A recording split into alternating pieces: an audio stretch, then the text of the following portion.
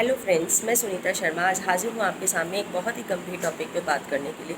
गंभीर मैंने इसलिए कहा क्योंकि WHO की रिपोर्ट के हिसाब से हर 7 मिनट में एक औरत की डेथ होती है सिर्फ यूट्राइन कैंसर या सर्विक्स कैंसर जैसी प्रॉब्लम की वजह से।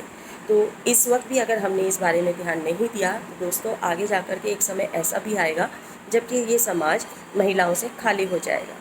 हम सभी जानते हैं कि महिलाएं समाज की रीढ़ की हड्डी होती हैं क्योंकि ज़्यादातर घरों में महिलाएं ही घर की व्यवस्था को संभालती हैं और जब वो घर व्यवस्था अच्छी तरह से संभलती है तभी हम बाकी के लोग अपने अपने कामों को अच्छी तरह से कर पाते हैं। तो यहाँ पे डिस्कस करना बहुत ही ज़रूरी है। दोस्तों, क्या वजह है कि ये इस तरह की प्रॉब्लम्स का जो रेट है वो परसेंटेज इतना बढ़ता चला जा रहा है?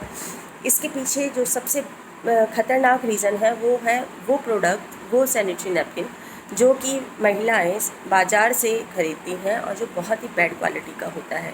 ये सैनिटरी नैपकिन्स उनको हर महीने यूज़ करना होता है उनके मेंस्ट्रुएशन साइकिल के लिए, लेकिन इन सभी सैनिटरी नैपकिन्स के अंदर कुछ ऐसा मटेरियल यूज़ होता है जिसकी वजह से उनकी बॉडी में बहुत सारी समस्याएं आ जाती हैं। जैसे कि उनको इरिटेशन होने लग जाता है, उनको रैशेज़ आने लग जाते हैं, फाइब्रॉइड का प्रॉब्लम हो जाता है, बहुत एक्सेस में ब्लीडिंग होनी शुरू हो जाती है। यहाँ तक कि बहुत से लड़कियाँ तो जो इन सैनिटरी नैपकिन को यूज़ कर रही हैं वो कंसीव ही नहीं कर पाती हैं। अगर ऐसा कुछ हो, अगर वो कंसीव कर भी जाएँ तो मिसकैरेजेस उनको फेस करने पड़ते हैं या फिर ड्यूरिंग प्रेगनेंसी टाइम उनको all the time bed rest पे रहना पड़ता है। अगर वो बेड रेस्ट करके किसी तरह से डिलीवरी तक पहुंच भी जाएं तो वो डिलीवरी भी सिजेरियन होती है। तो इतनी समस्याएं झेलने के बावजूद भी अगर ये सैनिटरी नैपकिन का यूज़ बंद नहीं होता है तो इन फ्यूचर उन्हें जा कर के अपने यूट्रस को रिमूव करना पड़ता है जस्ट बिकॉज कि वहाँ पे कोई ट्यूमर हो जाता है या फिर कोई कैंसर जैसी प्रॉब्लम आ जाती है। तो क्या ये ज़रूरी नहीं है ये जानना कि क्यों हम उस सैनिटरी नैपकिन को या उस परेशानी को ज़बरदस्ती अपनी लाइफ से जोड़े हुए हैं जिसकी वजह से हमें इतनी समस्याओं का सामना करना पड़ता है? दोस्तों, यहाँ बात करना बहुत ज़रूरी है क्योंकि उसका मटेरियल मोस्टली जो सैनिटरी नैपकिन्स होते हैं वो प्लास्टिक के बने हुए होते हैं और उनके अंदर ब्रीदेबिलिटी जैसी कोई चीज़ ही नहीं होती। अगर किसी भी चीज़ में ब्रीदेबिलिटी नहीं होगी तो अपने आप ही स्किन गलने लग जाएगी और गलने के साथ ही वहाँ इन्फेक्शन होने लग जाएगा।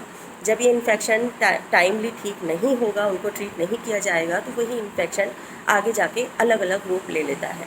किसी के अंदर PCOD PCOS की समस्या आ जाती है, किसी के अंदर कैंसर जैसी समस्या भी आ जाती है।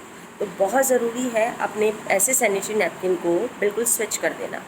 यहाँ मैं आपके सामने आज जो आई हूँ वो एक ऐसे सैनिटरी नैपकिन को लेकर के आई हूँ जिसका नाम है एरीज सैनिटरी नैपकिन।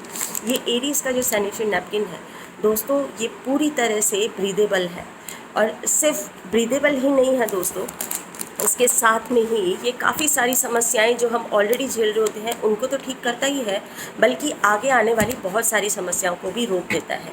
ये एंटीबैक्टीरियल पैकिंग है क्योंकि इसके अंदर सर्जिकल कॉटन यूज़ होता है और केले के तने का गूदा यूज़ होता है जो कि जो भी ब्लड आता है उसको जेल में कन्वर्ट कर देता है। ये एंटीबैक्टीरियल होने के साथ साथ एंटी इन्फ्लेमेटरी भी है और इसके साथ में ही ये हार्मोनल बैलेंस को भी एनहेंस करता है। सिर्फ इतना ही नहीं, ये जो बैड ऑर्डर उस वक्त में प्रोड्यूस होती है उसको भी वहीं पे ख़त्म करता है और मेटाबॉलिज्म को भी प्रमोट करता है।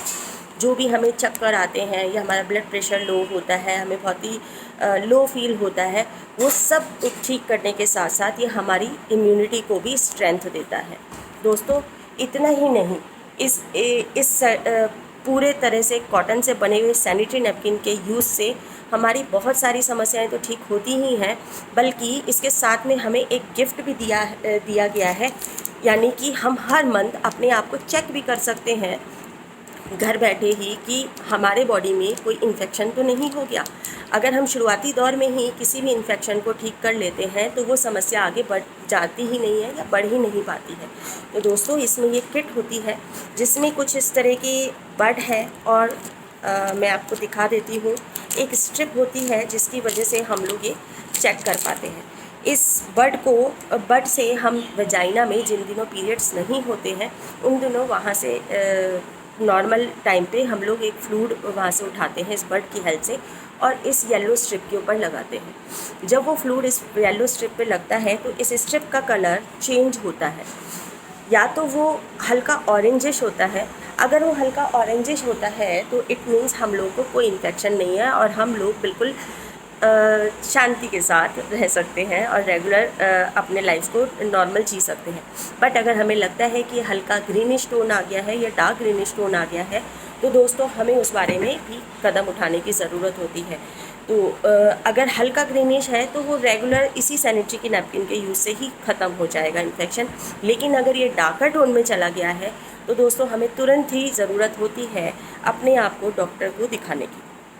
तो दोस्तों जब ये इस तरह का टेस्ट हम हर महीने अपने घर में ही कर सकते हैं तो एक तो हम उस हेजिटेशन से भी बचते हैं जो कि अपनी छोटी छोटी समस्याओं को हम डिस्कस करने में, बाकी लोगों से डिस्कस करने में फील करते हैं, और इसके साथ ही डॉक्टर की फ़ीस से भी बच सकते हैं। तो दोनों तरीके से ही हमें रिलीफ पहुंचता है।